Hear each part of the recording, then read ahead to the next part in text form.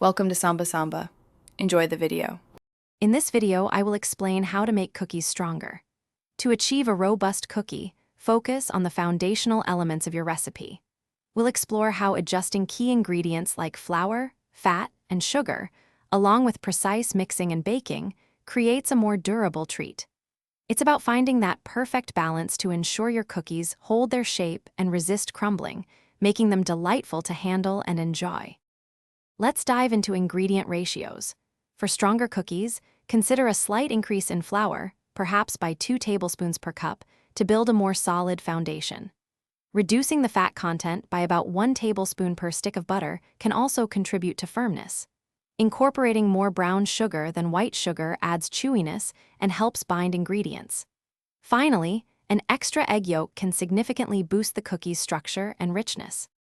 Proper mixing is paramount for cookie strength.